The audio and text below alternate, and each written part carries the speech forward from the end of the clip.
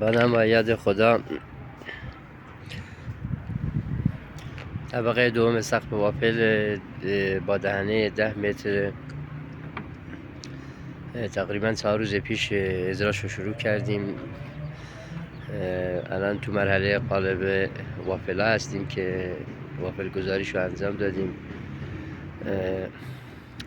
به امید خدا میخوایم تا چند روز آینده بتوریزش رو انجام بدیم.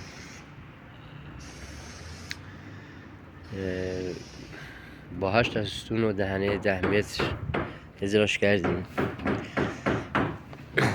که میتونید زیبایی کار رو ببینید.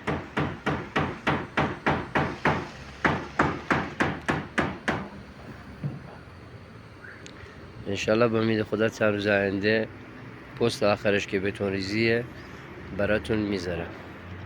مرسی، تشکر.